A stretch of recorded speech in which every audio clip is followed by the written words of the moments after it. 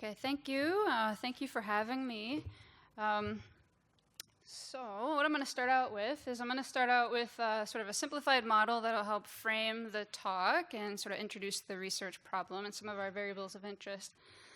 So the goal of our research in this symposium that we're going to talk about is to understand how physical activity helps improve brain function and therefore and then cognitive performance. And so our starting point is physical activity, and this, just as a variable of interest, is a behavior that is anything that's going to increase your energy expenditure above rest. Okay, so anytime you get up, you're going to expend energy, and this is movement, and that would be what we're calling as physical activity.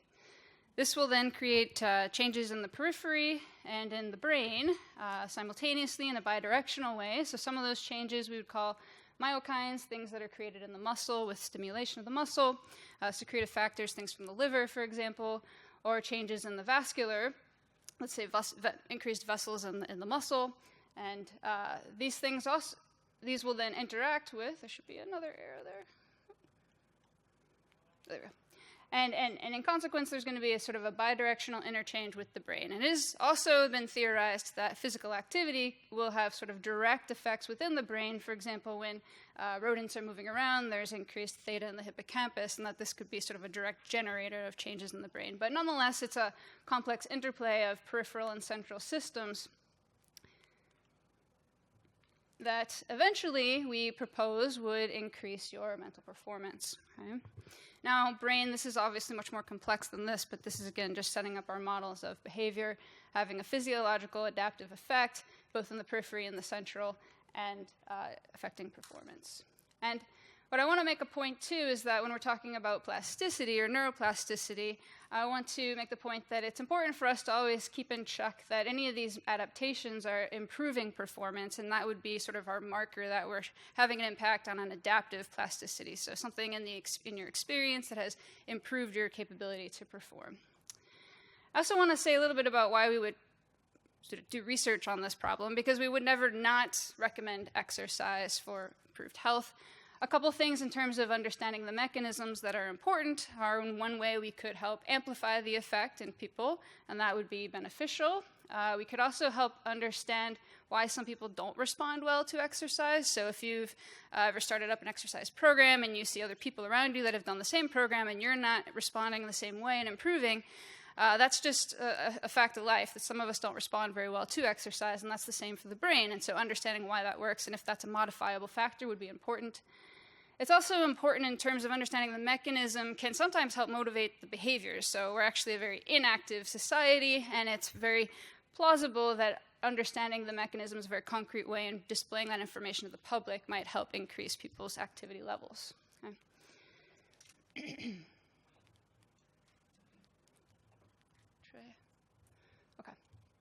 So given the complex nature of even just this simplified model, often then it's been approached in terms of understanding how these different factors work together by using animal models where we can have more control over the environment and other factors. Sorry.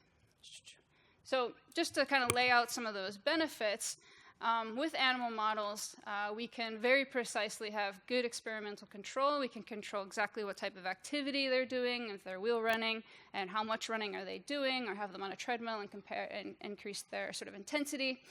We have a lot of control over the environment. Okay, so how many other rodents or animals are they sleeping with? Who are they living with? What are they eating? Okay, all of these things we can measure very precisely during and after the exercise, and these things are very much more easily controlled in an animal model context. And this is important because when the first papers started to come out about the benefits of exercise on the brain, there were a lot of questions about whether it was just an enrichment effect. And so getting into these variables in terms of controlling the housing can help you sort of isolate down whether it's actually the physical activity itself that's creating these benefits. So that is important for just understanding the plausibility of a direct effect. You can also have more direct measurements of the outcome, so the mechanisms or potential mechanisms for how this is working. So neurotransmitters in the brain, which we'll hear about later. Neurotrophic factors have been found to be extremely important for this effect to occur in terms of changes in the brain that would then create changes in cognitive performance. In particular, brain-derived neurotrophic factor has repeatedly been shown to be very critical. And so this is sort of a neurotrophic factor that can be created in the blood, can be created in the muscle, and it can be created in the brain. And when it's expressed in the brain, it's very important or helpful for creating new connections among neurons and help maintain memories and have more resilience to damage. This Vaneman paper, so the Nieper paper was the first paper to show that this effect can occur from even just 7 days of exercise, and even at 2 days of exercise, this happened in rats. And then this Vaneman paper showed that if you block BDNF receptors during exercise, even just a week of exercise, then you block the benefits on learning and memory. Some of the other factors that have been sort of generated as potential mechanisms from animal models, cathepsin B, created in the muscle, which then could create increases in BDNF by crossing the blood-brain barrier in the brain. Sort of beta-hydroxybutyrase, which is a ketone from the liver, which also has been proposed to increase BDNF in the brain from crossing the blood-brain barrier. And then neurogenesis, which is actually probably talked about a lot. Sorry, guys. Okay. So with neurogenesis, what we're talking about is the increased rate of production of new neurons. This in particular happens in the dentate gyrus area of the hippocampus, and where new memories can be formed, and the more new neurons that can be formed and their greater synaptic complexity can create more potential for new memories and cortical connections. So this is just sort of a replot of some of the work from Henriette van Praag. This is their 2005 paper where they showed that young animals exposed to wheel running for 45 days showed increases in neurogenesis, and that this effect is smaller in older runners. Older animals also run less, but they still can show neurogenesis, and the effect still holds. There's also been then papers, their newer paper with Vivar has kind of extended this work to show that not only then is the production of new neurons increased, but the strength of the incoming input from the entorhinal cortex is increased both structurally and functionally. There we go. Okay. So, sorry. Okay. So importantly, like I said, at that final output, it has also been shown that these changes in BDNF and neurogenesis are critically important for the changes in learning and memory that are happening. So this is an example of a task that's been used quite a bit in terms of animal models and understanding that there's an important improvement in learning. So what happens is the rodent can be dropped into this pool in different places, and there's landmarks around the pool, and they're trying to find a hidden platform, and they can try to use those landmarks to sort of learn where that platform is. And this would be sort of a relative type of navigation. So if you get dropped off in different areas of the city, for example, can you always find your way back to your hotel using landmarks? And this would be kind of like a non-GPS, hippocampal dependent type of relational memory. You're not just sort of following right and left turns, but you sort of understand a spatial layout of the environment. And so what this is showing is that young runners and old runners are all sort of acquiring these spatial representations at a similar rate, and the old non-runners, or the sedentary older animals, are having much more trouble figuring out how to exactly sort of figure out where that platform is. So this was a task that's used quite often to understand the behavioral ramifications of improving neurogenesis. The other type of task and cognitive ability that's been shown to improve from these hippocampal changes in animal models is this sort of idea of mnemonic discrimination. So keeping similar memories distinct, or keeping memories distinct, which is often much harder when the memories are very similar. You can see this spatially if you're trying to distinguish the difference between two spatial locations or two different objects. And then we don't do this with rodents, but the common example of how this would be a model for a memory that we all care about is if you're parking your car in a parking lot and you park in the same parking lot every day, and you want to remember exactly sort of where you parked on that day and keep that memory distinct from where you've parked on previous days. So this would be sort of like a spatial location type of discrimination that we all have probably experienced the lack of at some point. Or if you got a new car and then you're trying to figure out sort of the difference of that car versus a car that's very similar, this sort of object discrimination. So the dentate gyrus and the hippocampus has been shown to be very, very important for being able to acquire this type of discrimination. It declines with aging and is a sign that the hippocampal circuitry is deteriorating. but nonetheless, animal models have shown that exercise can improve this type of discrimination. So then, with that sort of ground truth, you could say, or at least in this very highly controlled environment, these benefits are occurring, and we have some evidence for this sort of simplified model. What does it look like when we try to translate this to humans in a sort of more complex situation? So we have a harder time measuring these very directly in humans. We can try in the periphery, but one thing that's commonly done is to take a sort of a biomarker and index of these adaptations that are occurring. So cardiorespiratory fitness is just that's commonly used. So this is essentially a marker of your ability to take in oxygen and transform it into energy or work. So how much oxygen can you take in milliliters to perform work over time? So we essentially push someone to their max, and the ability to do this will depend on a functioning integrative system of myokines, secretive factors from the liver, and vascular remodeling. So when someone has a higher cardiorespiratory fitness, which has been the easiest way to change your cardiorespiratory fitness is to have physical activity of certain intensity levels, then you can change these factors, and we infer that that's happening via, for example, a measure of cardiorespiratory fitness. So this is where some of the first work started to happen, and I just want to then show some of the results of the different studies that have looked at different age groups. This relationship between cardiorespiratory fitness and hippocampal volume has been showed but it has been showed in pre-adolescent kids. So this is the higher fit children and lower fit children, and hippocampal volume is on the y-axis.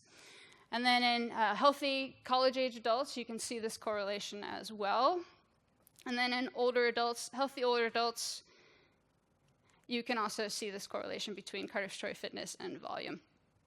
So one thing that I think this points out is that greater cardiorespiratory fitness or greater physical activity, it can't be just merely the reversal of aging or sort of protection against aging or sort of these metabolic consequences of aging, because if we're seeing it in children as well, there must be some sort of fundamental principle by why it's adaptive beyond just protection against aging. So what about this sort of relation then? Are these functionally meaningful for improving in memory or differences in memory? This is one study or a pair of studies that tried to look at this in some way, where they had young adults and they looked at the cortical volume of hippocampus in yellow and the entorhinal cortex, which is an input to the hippocampus, and they found that greater cardiorespiratory fitness was related to greater cortical volume, particularly in the entorhinal cortex in that area in red. And they did see a relation between this same region and sort of discrimination memory. And then they found that the relation between fitness and discrimination memory was only high for those people that had high resting BDNF levels in the periphery. So it's kind of a starting point in terms of getting some of these variables aligned and shows sort of some proof of concept. And some of the work we've been doing at Iowa has been trying to sort of develop some learning paradigms where we can look at sort of the acquisition of mnemonic discrimination. And so this is just an example of sort of basically a paired associates learning, where participants have to learn how to discriminate overlapping pairs. They see different faces. For example, you see face A and B. You learn one response. You see face A with another face C, and you learn a different response. So they have to discriminate against overlapping pairs. And then we can get basically a learning rate for each participant that gives their slope. And what we've seen is that this is the slope measure of the acquisition rate of these overlapping pairs is related to cardiorespiratory fitness. It's also related to hippocampal volume. And so when we put all that together, we've seen that so cardiorespiratory fitness related to the slope or the acquisition of this paired associates learning, this kind of a discrimination learning, and that this is partially mediated by the relationship between cardiorespiratory fitness and hippocampal volume. So trying to sort of step in to see in a sort of similar type of paradigm, can we also see some of the relationships you might predict from animal models? There's been some other work related to this. This is sort of a spatial navigation task, proof of concept, and this is a recent paper showing mnemonic discrimination as well in relation to cardiorespiratory fitness.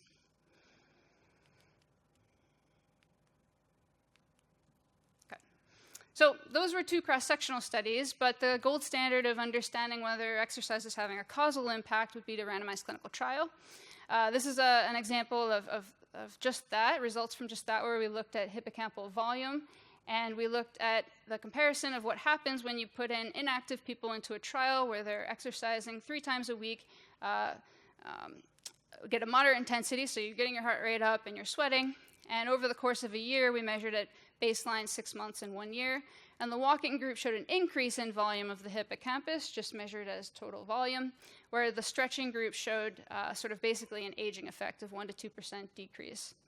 And this effect was not as strong in the caudate and basically not there in the thalamus. So there is some specificity, and that's an important principle by which we're learning there is some specificity. Okay. Okay.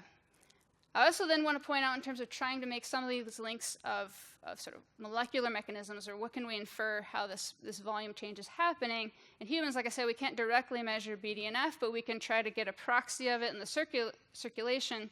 And we did see in this study that changes in BDNF were related to changes in BDNF is on the y-axis and changes in hippocampal volume. So the more someone had an increase in hippocampal volume, the more they had a change in circulating BDNF. But this is sort of a growing field in terms of how to precisely measure some of these circulating factors. A lot of the ELISAs are not super specific for the specific type of BDNF that we would want to get access to. So this is something to read up on if you're looking to do this type of work. Okay. So those are just in terms of using MRI to understand whether we're seeing some of the same types of patterns in humans that could help us infer, as an animal model, is to help us infer that there could be a direct effect of the exercise. To look a little further than just volume, you could use something like diffusion, where you can try to understand tissue integrity at maybe a finer level. So as a first step, this Sexton review in Neuroimage special issue showed, at least in a cross-sectional nature, across studies, there does seem to be a trend that the more people are active, the greater their white matter volume is, in just one respect. But overall, what happens is, from different studies that have looked at more microstructural measures, like, let's say, FA or MD, there is widespread relation between physical activity and fitness. And when you look at training studies, you can see changes in some of these metrics, too. But what happens is, what seems to be happening across studies is that the more fitness is changing is important, but that the changes aren't that strongly related to cognition. And it's hard to really infer exactly what the mechanism is from just knowing that FA or MD changes in a very widespread manner. So I think what will be very important will be to use sort of multiple methods to try to converge on what a pattern of change in diffusion might mean. If MD changes, then we know tissue integrity might be changing, but understanding its vasculature, its myelin, or whatnot will require multiple modalities. So I would refer people to this Tardif review and then some proof of concept papers, this Thomas and Kleemeyer, where they're using multiple modalities to convergently try to understand how the pattern reflects a particular mechanism. So for example, this paper saw a change in volume over 6 weeks and then inferred from the pattern of diffusion versus other markers that it was probably more due to myelin than vasculature, which I think is something that we'll have to do because a lot of the methods from MRI, they might be sensitive, but they're not incredibly specific. Okay. So then I want to go on into some of the functional measures from MRI where we can try to infer, again, whether there are changes in the brain that could be mediating some of these changes in memory that we see. This is some of our work in a cross-sectional sample where we looked at pairwise functional connectivity across a lot of different networks that have been well replicated across the literature. In this graph, every sort of line that you see is a set or a pair of regions, and the color coding goes with well-known functional networks. And the lines that you see most well, the darkest lines, are those that had a positive correlation with cardiorespiratory fitness. And so what I think you can see is that there's more yellow than anything else, and indeed over about 50% of the connections that showed a relationship with cardiorespiratory fitness were from this sort of default mode network or a hippocampal cortical network, and indeed the regions that popped out the most had to do with sort of the hippocampus to the posterior cingulate to the medial prefrontal, which is an exact circuit that tends to deteriorate with aging and progression to Alzheimer's. And I think something that was very intriguing from this analysis was that the effects were much stronger when you looked at cardiorespiratory fitness in relation to functional connectivity when you control for someone's daily physical activity based on an accelerometer. And so what this could mean is that it's not the things about physical activity directly that are changing or adapting the brain, that there is that intermediate physiological step potentially, so that someone's responsiveness to the activity to improve their cardiorespiratory fitness is quite important. Or the other alternative is that it's the non-modifiable factors of fitness that are the most important. So this is another study that shows that functional connectivity can kind of pick out this potential specificity of a benefit in systems. So this was a longitudinal study in Sweden where they had a proxy composite of someone's physical activity based on these markers that would seem to indicate that people are more active. And what they also sort of worked with this framework where they said what networks or subsystems in the brain tend to be most vulnerable to aging. And they had 7 networks that came out with that. This posterior DMN component was the only one, however, that showed a sensitivity to someone's physical activity level, or this metabolic byproduct of it. And so this was the correlation between functional connectivity within this network, concurrent with the functional connectivity measure. So they had a sample over time, and they measured resting state functional connectivity concurrent with physical activity. And they also measured physical activity, or this proxy of it, over the 10 years preceding that functional connectivity estimate. And they also found a relationship within that posterior DMN. So to wrap up then, I want to say one last thing in terms of what we've seen here is that physical activity can create somewhat specific effects on the human cognitive neuroscience systems that replicate, initially at least, what we've seen in animal models. What we don't know as much is the time scale of these effects, and the causality is still a little open-ended in terms of looking at these long-scale, month-to-year studies. So as a last thing that I'll just propose is that I think the acute exercise paradigm could be beneficial for sort of digging into some of these mechanisms where you have some scanning that is functional connectivity before and right after an exercise bout. So I'm going to skip over in the interest of time, actually, some of this preliminary work where we see proof of concept of the same functional systems that are benefiting long-term from the acute, and just go to the summary because that'll cover it.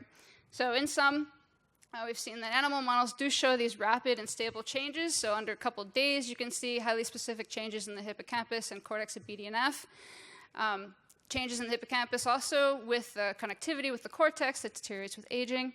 These translate to improvements in memory that we've seen in trophic factors like BDNF have been shown to be critical. In humans, when we scale that up using MRI, we can see that there is some translation to these effects. There's changes in volume across the lifespan. Trophic factors and cardiorespiratory fitness give us some initial biomarkers, and imaging with multiple modalities is likely going to be our best bet to actually infer more specific mechanisms. Okay? And with the acute paradigm, you can see these rapid effects in functional connectivity, and there's been other papers to show other modalities can show rapid effects in metabolism, and this might be promising for having even more experimental control in predicting responders. So I want to wrap up, but I just can't finish without thanking the team, because it's a huge team that we have to do all this work with our graduate students. Rachel Clark, Tim Wang did a lot of this, and our collaborators, and our funding from National Institute of Aging. So thank you.